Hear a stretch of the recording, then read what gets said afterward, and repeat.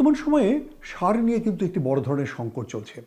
১৯৯৫ সালে সেই সময়ে বিএনপি সরকার কিন্তু সার সরবরাহের একটি নীতিমালা তৈরি করেছিল। ২০২৫ পর্যন্ত কিন্তু সেই নীতিমালার কোনো পরিবর্তন করা হয়নি এবং বলা চলে যে একটি ভালো সিস্টেমের মধ্য দিয়ে কিন্তু সার বিক্রি হচ্ছিল এবং কৃষকরা সার পাচ্ছিলেন।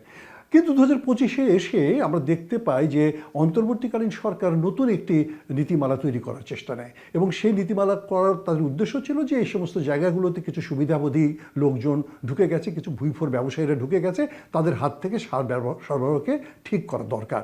কিন্তু আসলে এগুলো ঠিক করার জন্য যে নীতিমালাটি নতুন তৈরি করা হলো সেটাও কিন্তু আরেকটা তগলকি বিষয়। অর্থাৎ দেখা গেল এই নীতিমালাতে অনেক বেশি টাকা দিয়ে ডিলার হতে হবে, ডিলারের সংখ্যা কমিয়ে দেওয়া হলো এবং সরবরাহ শৃঙ্খলে কিন্তু একটা বড় ধরনের সংকট সৃষ্টি হলো। সার আছে সরকার বলছেন, কিন্তু কৃষকের কাছে সার নাই। নদীর এপারে যদি সার থাকে আর পার হওয়ার জন্য যদি নৌকো না থাকে, তাহলে ওপারে আপনি সার পৌঁছাবেন কী করে?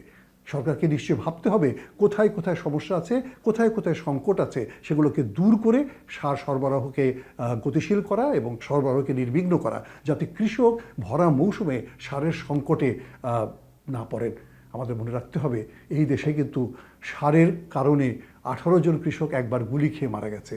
আমাদের কিন্তু মনে রাখতে হবে এই সারের কারণে কিন্তু আমাদের উৎপাদন অনেক সময় বিঘ্নিত হয়েছে। আমাদের এই ঘটনার পুনরাবৃত্তি আবার হোক, এটি কিন্তু আমরা কখনোই চাই না। আমরা চাই উৎপাদনে গতিশীলতা থাকুক, ফসল উৎপাদনের ক্ষেত্রে সারের সরবরাহ যথেষ্ট স্থিতিশীল করা হোক, গতিশীল করা হোক। সকলকে ধন্যবাদ।